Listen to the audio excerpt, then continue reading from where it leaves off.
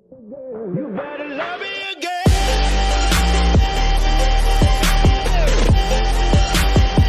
You better love me again.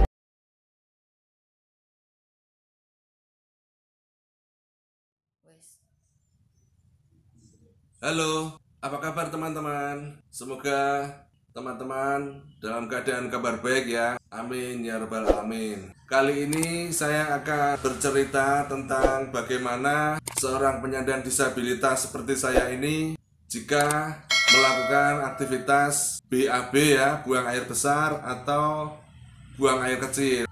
Ini akan saya ceritakan pada teman-teman serta kepada seluruh atau semua sahabat-sahabat penyandang disabilitas dimanapun Anda berada.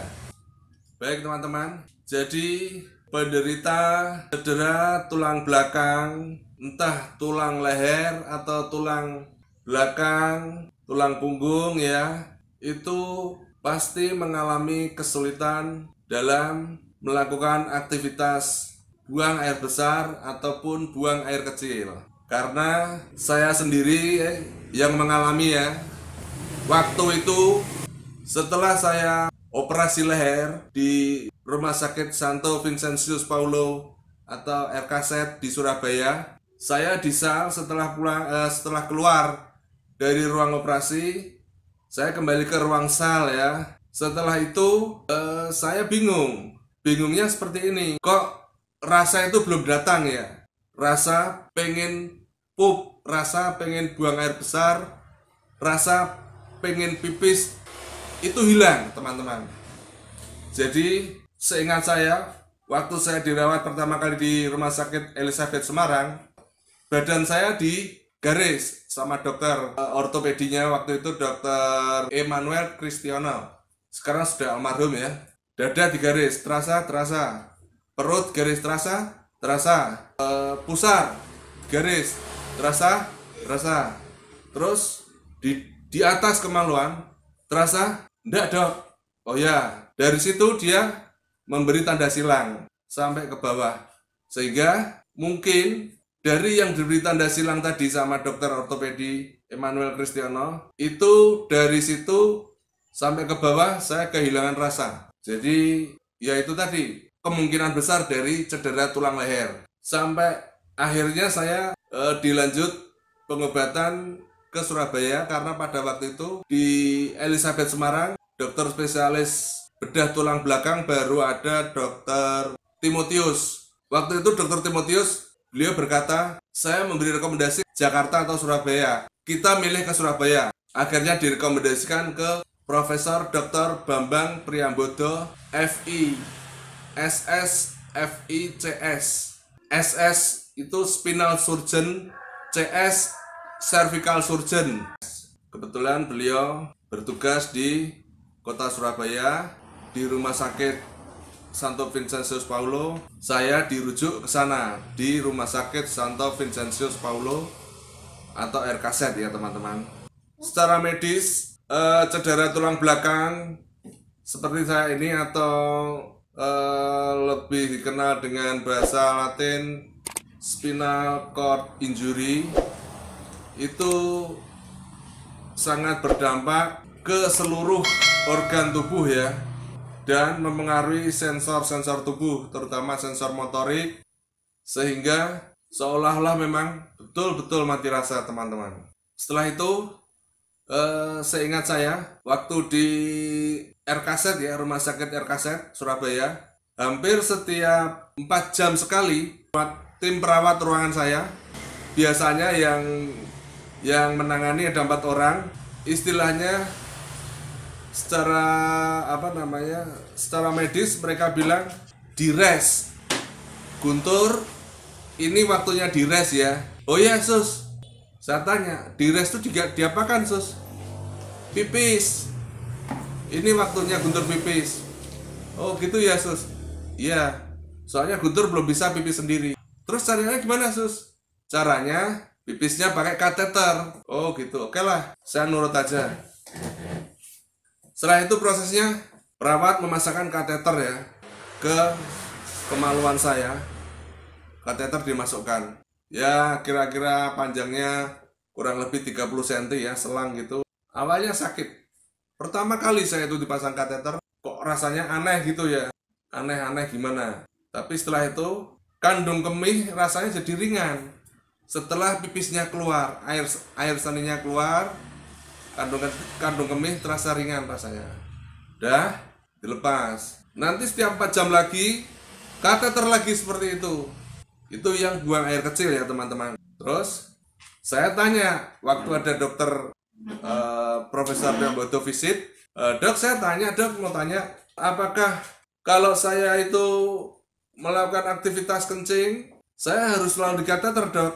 Dokter menjawab, awalnya penderita semacam kamu itu memang seperti itu. Cara pipisnya seperti itu karena kamu tidak bisa melakukan pipis sendiri karena gangguan cedera di leher. Oh gitu ya dok. Terus ke depan gimana? Ya harapan kita ke depan pasien seperti kamu harus bisa pipis sendiri. Oh gitu ya dok ya. Kalau menurut pengalaman dokter gimana dok? Pasien-pasien seperti saya akhirnya bisa pipis gak sendiri? Bisa pipis sendiri gak? Bisa, kamu tenang saja tuh. Ini hanya perlu waktu. Oh ya, itu ya dok. Alhamdulillah batin saya seperti itu ya. Lalu saya bertanya lagi, dok, tapi sampai saat ini saya kok belum terasa pup, saya belum terasa BAB, saya belum ada rasa untuk ingin buang air besar. BAB lebih lama, karena kalau BAB mengeluarkan ampas sehingga lebih lama prosesnya. Oh gitu ya dok. Biasanya berapa lama Pak Dokter? Biasanya pasien seperti kamu awalnya bisa merasakan BAB itu setelah hari ini kamu BAB misalnya ya. Nanti 1 minggu lagi, 7 hari kamu mulai terasa BAB lagi. Wah cukup lama ya dok? Iya karena itu sistemnya dari cedera di leher itu terganggu sehingga sistem metabolisme yang BAB tadi terganggu juga. Lalu ke depan gimana dok? Ya ke depan harapannya kembali normal. Menurut pengalaman yang sudah-sudah, pasien seperti kamu, penderita seperti kamu, bisa BAB secara normal, itu tergantung dari makanan. Karena makanan sangat mempengaruhi sistem pencernaan, terutama untuk BAB. Jadi kamu makanya besok harus diperbanyak sayur dan buah agar sistem pencernaan lancar sehingga memudahkan kamu untuk BAB. Profesor Bambang bilang seperti itu teman-teman. Ini beberapa hari ke depan kamu boleh pulang ke Semarang dan nanti menunggu kabar dari saya untuk lepas pen yang di leher kamu. Ya dok, saya bilang gitu teman-teman. Waktu berjalan sampai saat ini, cara buang air kecil saya, penderita semacam saya ini, tadi saya bercerita, Profesor Bambang bilang diharapkan bisa pipis sendiri tanpa bantuan kateter. Alhamdulillah, 1 tahun pertama itu saya sudah lancar teman-teman. Sudah lancar melakukan aktivitas pipis sendiri. Sudah bisa. Tadinya saya hampir 4 bulan sekali masuk IGD gara-gara infeksi saluran kencing. Infeksi saluran kencing itu tadi penyebabnya karena kencingnya tidak bisa tuntas. Dari situ saya berkomunikasi dengan pelatih fisioterapi saya, Bapak Eriko Surhadi. Akhirnya saya dapat cara dari pelatih tersebut, dari pelatih Pak Eri itu, kalau kencing agar supaya bisa tuntas di sekitar kandung kemih harus dibantu dengan ketukan. Diginikan teman-teman. Nanti sampai pipisnya terasa hilang, keluar sampai tuntas. Dan alhamdulillah cara tersebut sampai sekarang saya gunakan aman-aman saja. Dan istilahnya karena saya sudah bisa melakukan pipis, tetapi saya belum bisa menahan pipis. Maksudnya gini, jika kandung kemih penuh, otomatis kalau saya terasa ingin pipis keluar. Istilahnya ngompol teman-teman. Saya terasa pipis tapi saya tidak bisa menahan pipis. Itu lebih baik secara medis bagi penderita disabilitas seperti saya. Lebih baik bisa ngompol seperti itu daripada harus pipis di kateter. Jadi untuk mengatasi hal ini dalam beraktivitas sehari-hari, akhirnya saya menggunakan cara jika pagi hari bangun tidur ya, aktivitas rutinitas setiap pagi, saya sekalian mandi, sekalian buang air besar, sekalian pipis saya tuntaskan.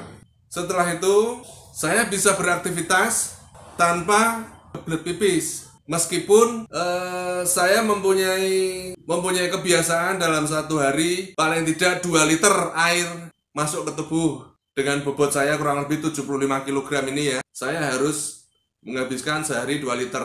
Pesan dari tim medis, antara yang masuk dan keluar itu harus imbang. Sehingga saya harus betul-betul mengatur cara pipis ini sedemikian rupa, sedemikian rumit agar aktivitas saya tidak terganggu, teman-teman. Akhirnya saya menemukan cara dengan saya memakai pampers dewasa. Apa boleh buat?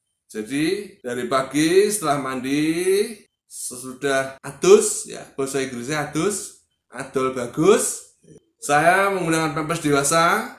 Itu kurun waktu kira-kira sampai siang, sekitar jam 12, jam 1, itu saya mulai terasa pipis. Karena tadi sudah ada aktivitas sarapan, minum, dan lain sebagainya.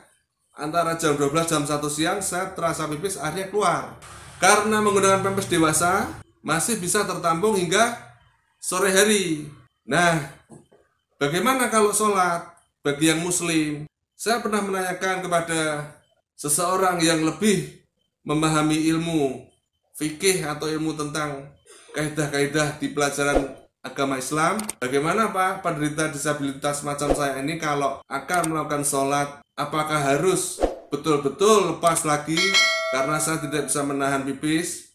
Kalau seperti itu kan terus terang agak merepotkan ya.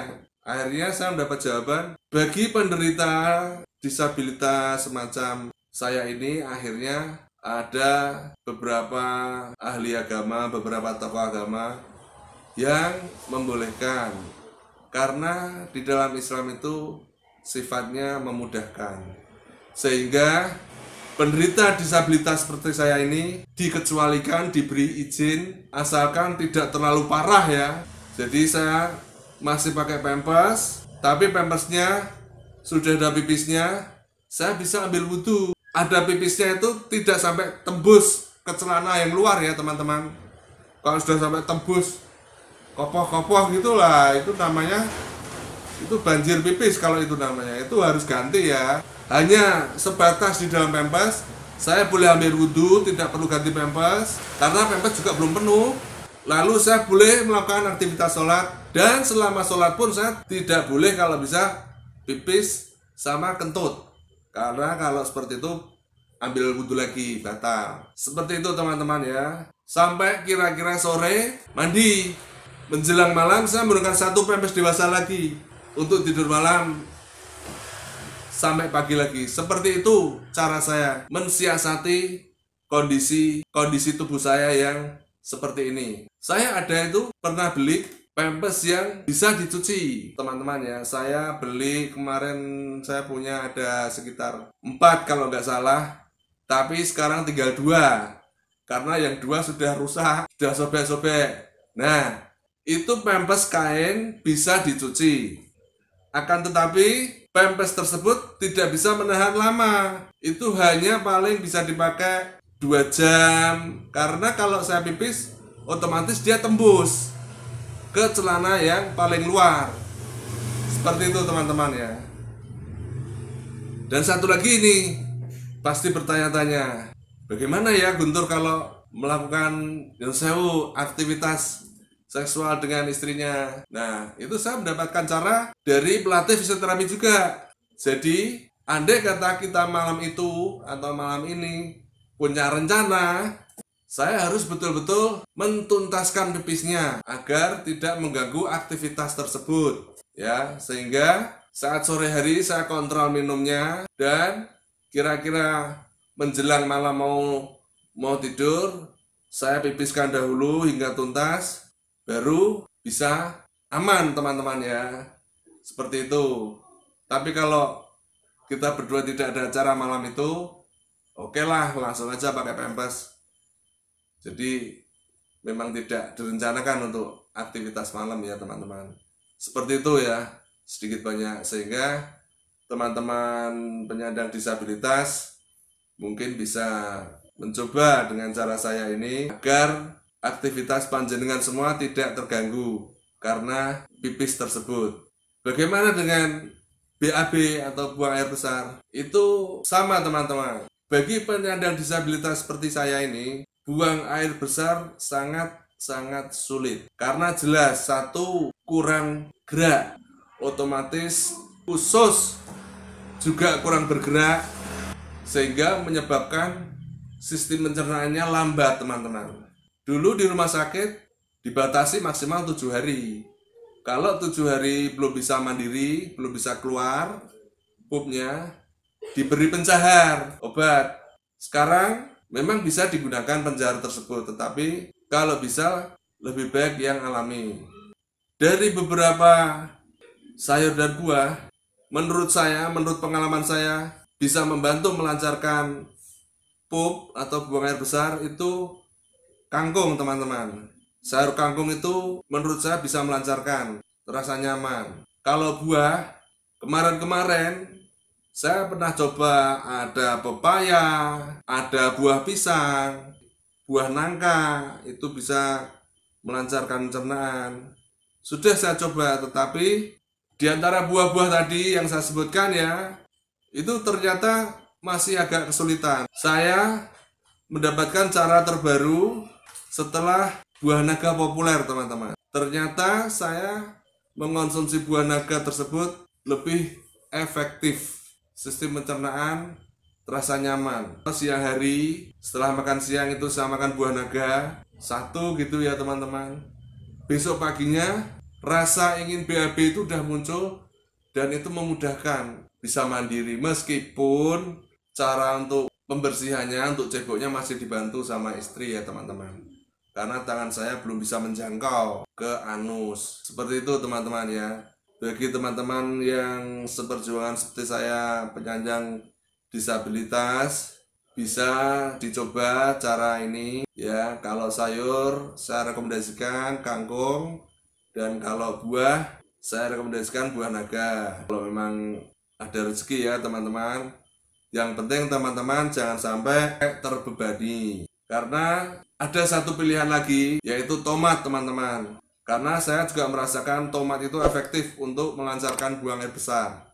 Jadi monggo, tinggal teman-teman sendiri yang menentukan, yang memilih, bisa menimbang gimana sayurnya, buahnya yang dipilih agar aktivitas buang air besar itu tetap lancar dan tidak mengganggu aktivitas pekerjaan kita sehari-hari. Seperti itu ya, teman-teman, cara orang lumpuh seperti saya untuk buang air besar dan buang air kecil seperti itu. Memang ini memerlukan teknik dan cara tersendiri karena situasi dan kondisi ya. Oke, teman-teman, kiranya cukup sampai di sini dulu informasi atau cerita dari pengalaman saya tentang cara buang air besar dan buang air kecil sebagai penyandang disabilitas. Sampai di sini dulu ya, teman-teman. Salam sehat selalu, patuhi protokol kesehatan. Sampai jumpa.